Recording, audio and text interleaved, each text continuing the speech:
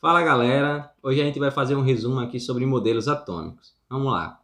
Bom, primeira ideia de átomo veio aí lá da filosofia, onde Leucipo ele foi o idealizador, dizendo que as coisas seriam formadas de pequenas partículas. Se você pegasse qualquer coisa como uma pedra, quebrasse, transformaria em pequenos pedaços. Quebrasse, chegaria um momento que você chegaria numa pequena partícula que não daria mais para quebrar, e essa partícula ele chamou de átomo. Beleza? Ele não. Na verdade, quem chamou de átomo foi Demócrito. Por isso que a gente conhece aí o átomo de Demócrito e Leucipo.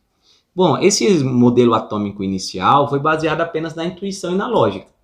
Não falou nada de experimento. Nessa época ninguém fazia experiências para comprovar nada.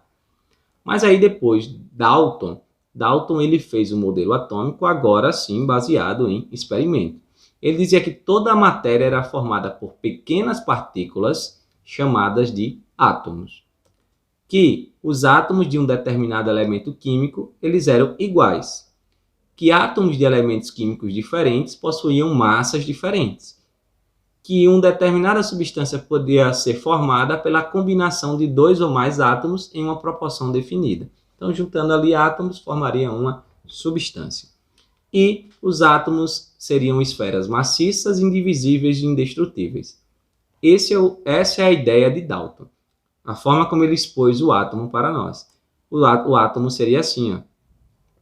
Oxigênio diferente do átomo de hidrogênio, que é diferente do átomo de nitrogênio, que é diferente do átomo de carbono. Seria esferas maciças. Esse modelo ficou conhecido como modelo de bola de bilhar. Bola de sinuca, né? Que é uma esfera maciça. Beleza? Então vamos lá. Depois disso, Thomson ele descobriu uma partícula subatômica chamada de elétron. Ele disse que o átomo era uma esfera maciça de carga positiva, estando os elétrons distribuídos em seu interior. Então, Thomson foi aquele que descobriu a primeira partícula subatômica, que é o elétron.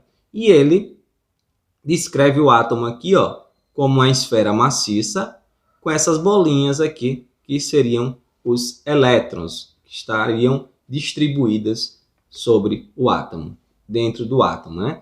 Então, a partir de então, a gente já sabe que o átomo ele não é mais indivisível. Por que não é mais indivisível? Porque se ele tem partículas menores dentro dele, dá para dividir o átomo. Ele não é algo que não se divide. Temos aí partículas ainda menores do que o átomo que estão dentro dele, que são os elétrons.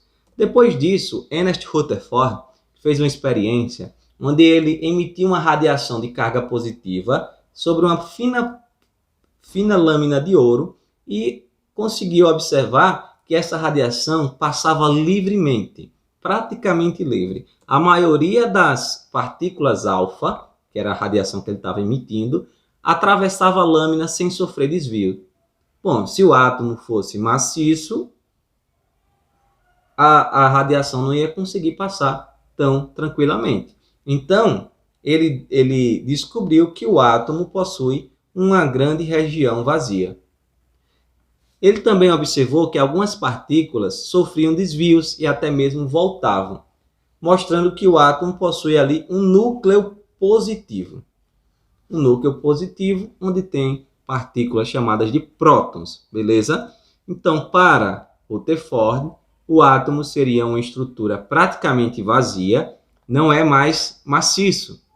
O cara agora já descobriu que o átomo não é maciço, é uma estrutura praticamente vazia e não esfera maciça, constituída aí por um núcleo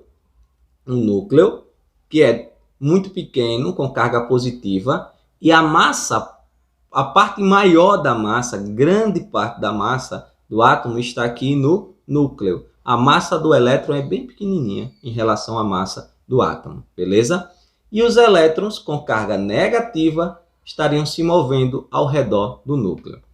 O próprio Rutherford admitiu que poderia existir aí uma outra partícula no núcleo, além dos prótons, que são positivos.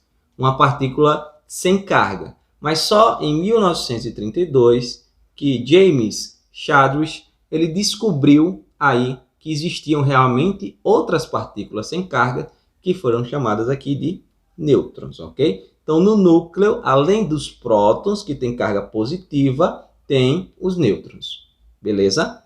Além dos prótons, tem os nêutrons. Os nêutrons eles serviriam para impedir ali a repulsão entre os prótons, porque positivo com positivo se repele. Então, os nêutrons serviriam para impedir essa repulsão. Depois disso, vem o modelo atômico de Bohr, que aprimorou o modelo atômico de Rutherford. Para Bohr, o átomo seria aqui, formado por um núcleo positivo, do mesmo jeito, que está rodeado por cargas negativas, que são os elétrons. A eletrosfera está dividida em níveis eletrônicos. A eletrosfera é a região ali onde os elétrons estão. E os elétrons estariam ali em níveis eletrônicos. E os elétrons, nessas órbitas, apresentam energia constante. O elétron fica em um nível sem ganhar nem perder energia. Em órbita, a energia é constante, mas o elétron pode saltar para a órbita mais externa. Então, o elétron que está aqui, vou mostrar aqui a vocês. Imaginar que aqui é o elétron, essa bolinha preta, ele pode saltar aqui para um nível mais externo. Mas para isso, ele tem que ganhar energia. Então, quando o elétron ganha energia, ele pula aqui para um nível mais externo. Um elétron que saltou para uma órbita de maior energia fica instável e tende a voltar à sua órbita de origem. Nessa volta, ele devolve a energia que recebeu. Então, aqui, o elétron que está aqui, que ganhou energia e foi para um nível mais distante do núcleo, um nível mais energético, ele pode voltar, tende a voltar para a sua órbita de origem. Quando ele volta, ele emite a energia que recebeu, ok? Então, vamos ver aqui como é que funciona isso. Vê, essa parte amarela simboliza a energia que o elétron está recebendo. Quando ele recebe essa energia, ele salta para um nível mais distante do núcleo, mais energético. Mas ele fica instável. Aí ele vai voltar. Quando ele volta, ele libera a energia que recebeu. Então, para Bohr, o átomo funcionava assim.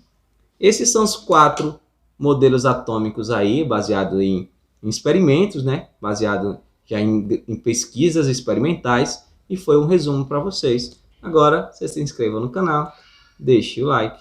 E é isso aí. Tchau, tchau.